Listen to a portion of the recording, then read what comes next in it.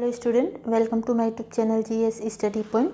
चलिए हमारी जो बिहार स्पेशल की क्लास चल रही थी उसको कंटिन्यू करते हैं। तो इससे पहले हमने बिहार स्पेशल में बिहार की ज्योग्राफी को डिस्कस किया था। साथ ही साथ हमने जो है बिहार की जो फॉरेस्ट रिपोर्ट है उसको देख लिया था। उसके बाद हमने बिहार बजट देखा था और बिहार की जो इकोनॉमिक सर्वे है उसको भी हमने वहाँ पे डिस्कस कर लिया था। और कुछ टॉपिक जो हमने जो है बिहार की राज्य व्यवस्था से देखे हैं। आगे जो बिहार की राज्य व्यवस्था से जो चुनाव होने वाले हैं तो उसको करंट में अपडेट करके हम जो है बिहार की राज्य व्यवस्था को देखेंगे।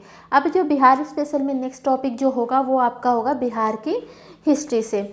ठीक है, तो लगभग जो है बिहार बीपीएससी के जो एग्ज़ाम होते हैं तो बिहार से जो है 10 से 15 क्वेश्चन बिहार स्पेशल से होते हैं। तो इन्हीं चीज़ों को हम यहाँ पे समझेंगे। जितनी चीज़ें यहाँ पे बताई जाएगी उतनी चीज़ें अगर आप कर लेते हैं तो इससे आपको वहाँ पे क्वेश्चन देखने को मिल जाएंगे और आप जो है सक्षम होंगे कि वहाँ पे जो है क्वेश्चन को आप टैकल कर पाएँ। ठीक है, तो चलिए देखते हैं। और इसमें जो है सबसे पहले हम बिहार के इतिहास में जो है स्रोत को डिस्कस कर लेते हैं कि बिहार के इतिहास का स्रोत कहाँ से देखने को मिलता है। देखिए, बिहार की अगर हम इतिहास की बात करें तो काफ़ी ज़्यादा हमने जो है इसमें जो है नेशनल हिस्ट्री में भी कवर किया हुआ है, क्योंकि बहुत ज़्यादा जो है नेशनल हिस्ट्री से ही जुड़ा हुआ जो है बिहार का भी हिस्ट्री है। ठीक है, तो यहाँ पे स्पेशल पॉइंट जो होगा वो फोकस रहेगा बिहार पर। क्लियर है।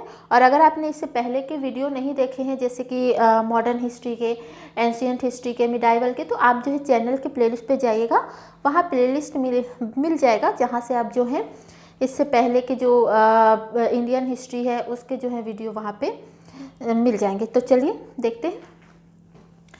सबसे पहले देखते हैं पुरातात्विक स्रोत।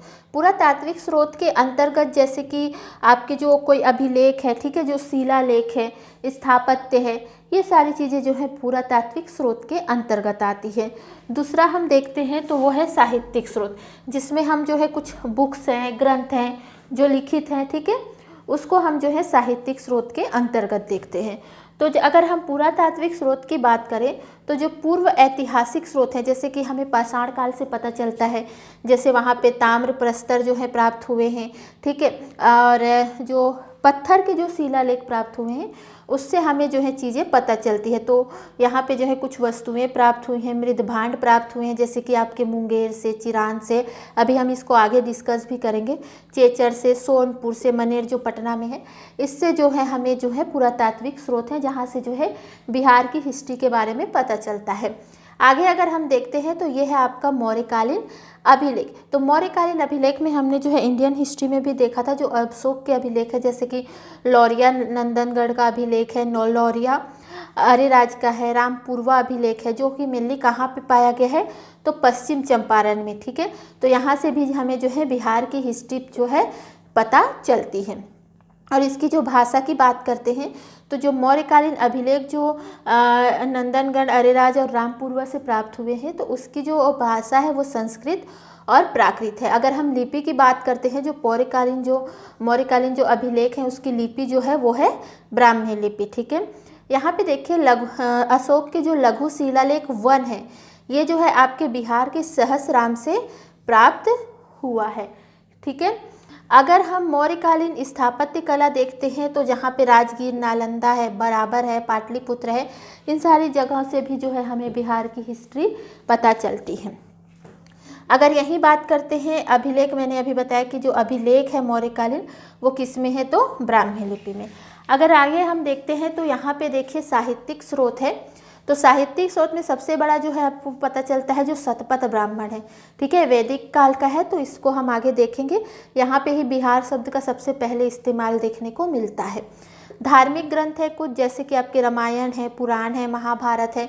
ठीक है, साथ ही जो बौद्ध ग्रंथ हैं जैसे अंगुत्तर निकाय है, दीर्घ निकाय है, विनय पिटक है। ठीक है, और वहीं बात करते हैं जैन ग्रंथ की जो भगवती सूत्र है, यहाँ से भी जो है आपको बिहार के इतिहास के बारे में जानकारी मिलती है। कुछ विदेशी यात्री आए थे बिहार में और उनकी जो रचना है उनमें भी जो है बिहार का उल्लेख हमें प्राप्त हुआ है, जैसे कि फाहयान जो है बिहार आया था, युआन चौंग थे, इत सिंह थे, ये सारे जो है विदेशी यात्री थे जिनकी रचनाओं से हमें जो है बिहार के बारे में जानकारी मिलती है। आगे देखिए जो कौटिल्य का अर्थशास्त्र है, ठीक है, जो मौर्यकालीन थे और जिसमें जो है आपके जो राजनीति से संबंध था, इनका जो अर्थशास्त्र है, ठीक है, इससे भी जो है हमें बिहार के बारे में जानकारी मिलती है। क्लियर है। अब अगर हम जो है प्राचीन इतिहास की बात करते हैं तो उसमें सबसे पहले हम जो है प्रागैतिहासिक काल को डिस्कस करेंगे। तो चलिए जो है हम यहाँ पे प्रागैतिहासिक काल को देख लेते हैं। तो देखिए प्रागैतिहासिक काल में जो है सबसे इसको 3 तरह से हम वहाँ पे बांट के देखते हैं। तो सबसे पहले जो है हम पाषाण युग को डिस्कस करते हैं, उसके बाद जो है यहाँ पे जो है कांस्य युग होता है, फिर लौह युग होता है। पाषाण युग में क्या था कि जो औजार है और जो हथियार हैं वो जो है आपके पत्थर के बने होते थे। औजार मीन्स जो दिनचर्या के इस्तेमाल में जो लाए जाते थे वो औजार थे। हथियार जो खुद की सुरक्षा के लिए, शिकार करने के लिए जिसका इस्तेमाल किया जाता था वो जो है हथियार थे। तो ये जो बने होते थे वो किससे बने होते थे? तो पत्थर से बने होते थे। कांस्य युग की बात करते हैं, जो हड़प्पा काल की सभ्यता है, ठीक है, तो इसमें जो औजार और हथियार है उसमें जो है कांसे का यूज़ किया गया था, ठीक है। अब लौह युग की बात करते हैं तो जो यहाँ पे क्या था कि औजार है और हथियार जो है किससे बने होते थे? लोहे से बने होते थे। तो यूज़ के हिसाब जैसे पत्थर का इस्तेमाल किया गया तो उसको क्या कह दिया गया? पाषाण काल। कांसे का इस्तेमाल किया गया तो उसको कह दिया गया कांस्य युग। और जहाँ लोहे का इस्तेमाल किया गया देखेंगे जो वैदिक काल में हम देखते हैं तो उसमें 2 होते, एक तो ऋग्वैदिक काल है, एक उत्तर वैदिक काल है। तो उसका विभाजन भी जो है लोहे के प्रयोग के आधार पर ही किया गया था, क्योंकि जो पूर्व वैदिक काल है उसमें लोहे का इस्तेमाल नहीं किया गया था, लेकिन उत्तर वैदिक काल में जो है लोहे का प्रयोग किया गया था। तो वहीं से जो है यहाँ पे लौह युग में बांटा गया है। अब यहाँ पे हम पाषाण युग की बात करते हैं तो पाषाण युग को भी हम बांट के देखते हैं। एक जो है आपके पूरा पाषाण काल, ठीक है, दूसरा अगर हम बात करते हैं तो मध्य पाषाण काल, फिर नव पाषाण काल और ताम्र पाषाण काल। तो यहाँ पे देखिए पूरा पाषाण काल में हुआ क्या था? तो पूरा पाषाण काल में जो शिकार करना और खाद्य संग्रह करना, पूरा पाषाण काल में काम क्या किया जाता था? एक तो शिकार किया जाता था और शिकार करके जो है उस खाद्य का, उस खाने का जो है संग्रह किया जाता था। और इसमें जो है जो कृषि है, पशुपालन है, उसका विकास नहीं हुआ था। कब? पूरा पाषाण काल में, ठीक है। औजार जो होते थे इस टाइम, जो औजार इस्तेमाल किए जाते थे वो तो क्वार्टजाइट पत्थर के या फिर सल्क ब्लेड के जो है ये बने होते थे। अब यहाँ पे हम बिहार पे आते हैं तो बिहार में जो है पूरा पाषाण काल के अवशेष जो है कहाँ से प्राप्त हुए हैं? तो ये क्वेश्चन पूछा जाता है। तो सबसे पहले याद रखिएगा कि दक्षिण बिहार में जो है अवशेष प्राप्त हुए हैं, ठीक है।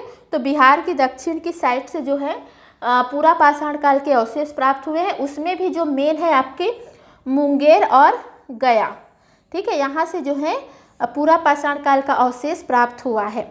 और प्राप्त क्या हुआ है? तो हस्त कुल्हाड़ी जो है, हाथों से इस्तेमाल की जाने वाली जो कुल्हाड़ी है वो जो है यहाँ से प्राप्त हुई है। चाकू जो है यहाँ से प्राप्त हुआ है मुंगेर और गया से, और खुरपी जो है यहाँ से प्राप्त हुई है। तो ये है जो है पूरा पाषाण काल के अवशेष जो हैं बिहार से मिले हैं। आगे अगर हम बात करते हैं तो मध्य पाषाण काल, ठीक है। अब देखिए पाषाण काल को हमने बांटा था 4 भागों में। पहले हमने पूरा पाषाण काल देखा था जहाँ पे सिर्फ शिकार किया जाता था और जो शिकार किया जाता था उसी से खाना बनाया जाता था, एक तरह से खाने का संग्रह किया जाता था। अब जब मध्य पाषाण काल में आते हैं तो इसमें क्या किया जाता था? शिकार किया जाता था, खाद्य संग्रह भी किया जाता था। एक चीज़ यहाँ पे जुड़ गई कि यहाँ पे जो है पशुपालन की शुरुआत हो गई थी, ठीक है। किसकी शुरुआत हो गई थी? पशुपालन की। और सबसे पहले जो पाला गया कुत्ता था वो कौन सा था? सबसे पहले जो पाला गया पशु था वो कौन सा था? तो कुत्ता था, ठीक है। और यहाँ पे जो औजार प्राप्त हुए थे वो जो है माइक्रोलिथिक के बने थे, मतलब जो सूक्ष्म पत्थरों से जो है ये औजार जो है यहाँ पे मिले थे। अब बिहार की बात करते हैं तो मध्य पाषाण काल के जो अवशेष बिहार में कहाँ मिले हैं?